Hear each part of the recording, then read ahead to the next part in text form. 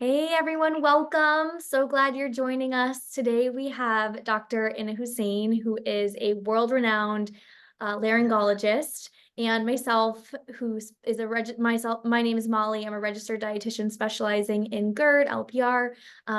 Inna also specializes in LPR. She has been published in so many studies and is a global leader in LPR, GERD, reflux. So we're going to be talking about something both of our patients really ask a lot of questions on and are really interested in understanding, which is what is the root cause of LPR, reflux, GERD?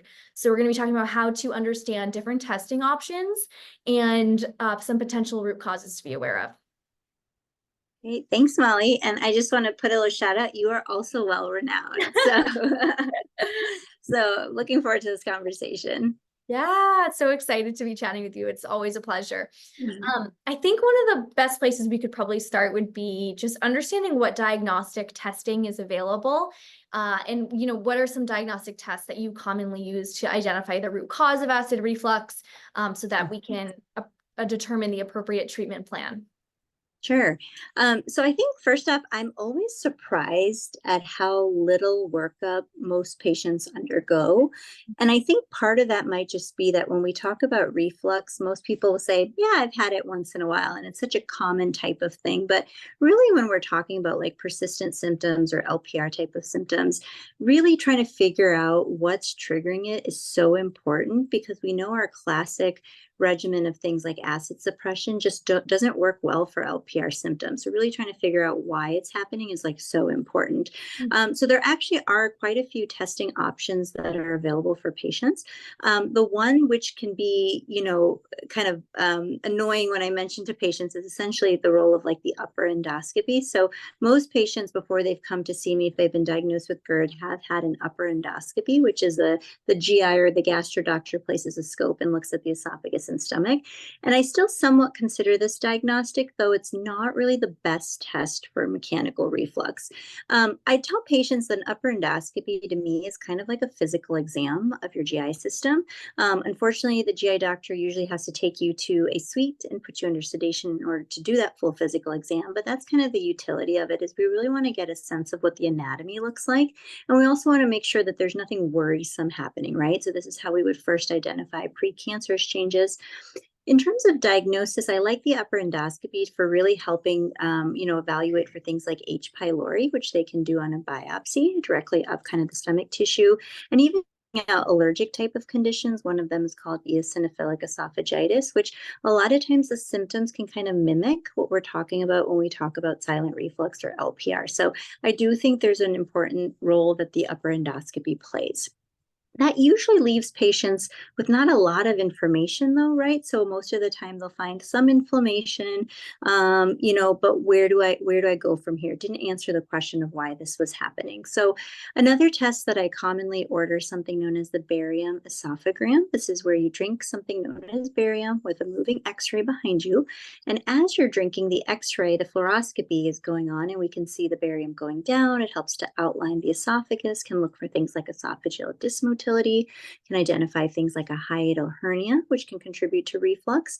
And it also can just show us frank reflux without really any of those anatomical changes. And that to me usually suggests that the lower esophageal sphincter might be loose or weakening. So I find that that's one of the easiest tests to get to get completed for patients because it's readily available in most hospitals.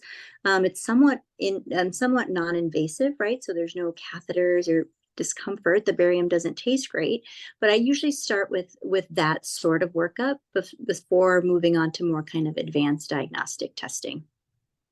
That's super helpful to know that there's other options, especially if someone had a, unremarkable endoscopy. Do you ever recommend, like, I know this may be more GI, but a pH impedance? Are there certain areas where you recommend someone to go see a GI for a pH impedance or a Bravo test? Yeah, definitely. So I actually offer the 24-hour pH impedance test myself. And Oh, the good. reason I offer it myself is because it's a huge diagnostic tool for LPR. It's essentially what we call the gold standard for really diagnosing LPR. So when we talk about upper endoscopy and barium esophagram, we're looking for reflux in general. But there's always that question of, well, I have reflux. Is it really what's causing my symptoms, right? Because you can have lots of different things going on. So I use the 24-hour pH impedance probe, not as first line by any means. I mean, my first line is usually, diet, behavioral modifications, perhaps upper endoscopy, perhaps a barium esophagram, but I reserve the 24-hour pH impedance test for basically patients who are having persistent upper airway symptoms that I'm Yeah. suspicious are caused by reflux.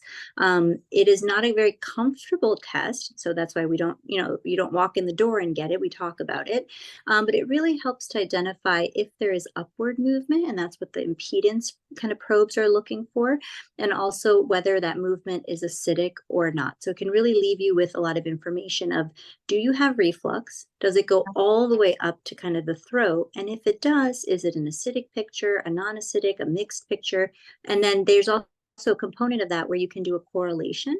So we can correlate the symptoms with the events and give more kind of probability that yes, reflux is probably contributing to your symptoms. Yeah, that's hugely helpful. In terms of, diet and the way that we eat, there's also some root causes that I think, or not necessarily root causes, but some contributing factors that I think people should be aware of. I see a lot of people who maybe had the acid reflux triggers in excessive amounts in their diet before being diagnosed with LPR or GERD. So sometimes people will come to me and say, I was a waitress or a shift worker and I was drinking a lot of carbonation to stay awake. I was eating really, really late at night. These are all factors that could potentially be, contributing to your symptoms that could be really easy switches. So, when we think about nutrition, we really want to make sure we're thinking about what foods trigger reflux. That for a lot of people, it may be beverages like Mhm. carbonation, alcohol, caffeine, especially if we're consuming these things in excess or late at night. If we are consuming really large meals late at night as well, which can happen if you're a shift worker, or if you also if you have disordered eating, that can be a root cause of acid reflux, is going too long in between meals or restricting and then having larger portions, or under eating in general. If your digestive system doesn't have enough nutrition to function well, our motility can slow down. Your body literally doesn't have the building blocks, the protein, the iron, B12 to build digestive enzymes and to function well. So 90% of individuals with disordered eating do have a functional digestive issue like acid reflux. So, potentially those factors can be contributing in some cases. Definitely. Yeah. I mean, I think sometimes it's really hard because patients come in with like preconceived notions of what reflux is, right? Like, Mhm. I don't eat spicy foods. Like, I don't eat fried foods. And then we have to kind of break it down into that, like, that's just like the tip of the iceberg, right? Like, that's the postcard statement. But what we're really talking about is like, what are you really eating and when? And have there been really any shifts recently? So I really I think that's great that you mentioned like the shift workers. I mean, we see that a lot. People who, work maybe at night and then they go to sleep right away, but they're also hungry. And so that I saw a lot of kind of symptom develop with like the intermittent fasting fad, right? Like the really Yes. high protein. And how do you get protein? Sometimes it's not in the most nutritious ways, right? And so we saw a lot of that with the high protein diets, and we know protein actually turns on the acid pumps in the stomach, and so we were seeing a lot of kind of acid reflux issues with that with regards to diet. It is not uncommon for beverages to trigger this. So not uncommonly have I come across patients who just started including one new drink. And the reason for that drink can be a variety of things, but it almost always has some sort of citrus, Yeah. lemon, either a weight loss type of thing or a thinking lemon's going to get rid of their mucus thing, or Yeah. but it's always this like citrus beverage and plus or minus carbonation, and it just eliminating that. I mean, it's kind of funny sometimes where we kind of a joke with the patient, like, can you just do me a favor and just like not drink this for a couple of weeks and let's see how you do. Mhm. And sure enough, they always have some improvement. Yeah, totally. Yeah, it can be the combination of carbonation, caffeine, plus or minus citric acid, like so many different things. So yeah, and then, in terms of other root causes that maybe wouldn't show up on a medical test, are there any potential other root causes that you see in your practice? Yeah, I mean, unfortunately, stress, anxiety is really a big one. And what's really tricky about that is, for a certain extent, all of us have stress and anxiety. In these last couple of years have just been really hard, right? So that's kind of one of the ones that's a little bit harder to kind of tease apart, because most people will say, I do feel that. And then there's also the chicken or the egg, because now they may be having anxiety because of their symptoms. And so we talk about the kind of the biofeedback with, stress and anxiety makes people more vigilant, and hypervigilance then makes the vagus nerve get activated, which is then going to cause a lot of these referred symptoms. And so, where do you intervene, right? And so I'm frank with patients. I'm very honest, and I say, listen, life is stressful for most of us. Let's figure out what you need to help kind of reduce that kind of hypersensitivity of the vagus nerve. Is it spending more time with your family? Is it making candles? Is it, Yeah. getting acupuncture? Like, there are a lot of different ways that might help. Is it working with a therapist? And so we do, bring that into the discussion as well, about how there are physiological ways that stress actually creates reflux. And so that's definitely like a big one that I see.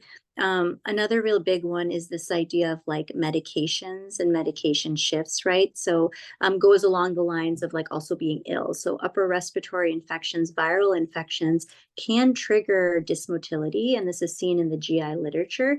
But also, if you think about when you get sick, most people get put on antibiotics and things, right? And that's going to really adjust and shift your microbiome. And we have research coming out about how that makes a difference in LPR symptomology as well. So, a lot of times I ask like about any new medications. Have you been on antibiotics recently? Have you been ill recently? If that could be triggering it. Super important, and so glad that you're having this conversation with your patients. A huge part of what I do, in addition to, diet, nutrition, the way that you eat, is stress management, developing habits in your life that help you deal with the stress of life, because we're always going to have different things thrown at us. We can never control what happens to us. We can only control the tools and the systems and the habits that we have in place. And so really supporting yourself with things that bring you joy, like the candle making, or stress management, like, meditation, deep breathing, which in fact has been shown, diaphragmatic breathing has been shown to help enhance the pressure of the lower esophageal sphincter and prevent reflux. So, it goes hand in hand. And, in that vein, there's definitely things we can do besides removing things, but also thinking about things we can add in, especially if you've had maybe some post-antibiotic disruption to your microbiome. We really want to think about balancing our meals with all of the components that our digestive system needs to function. So that being, a fiber-rich carbohydrate like sweet potato, wild rice, quinoa, a whole grain type item, a protein food to support your gut, which is a muscle, and a variety of carbohydrate of fruits and vegetables, different colors, trying to rotate those. Someone with LPR may be choosing lower acid fruits like melons or bananas, brown pear, papaya, things like that, if they're sensitive in that area. But we want to think about not only that, but also omega-3 rich foods. So it's, salmon, walnuts, flaxseed, to support decreasing inflammation. So I talk a lot about nutrition in my practice, but also strategic supplementation. And I know we both talk about this, but I think it's really important to spread the awareness of alginates for people, because that can be game changing.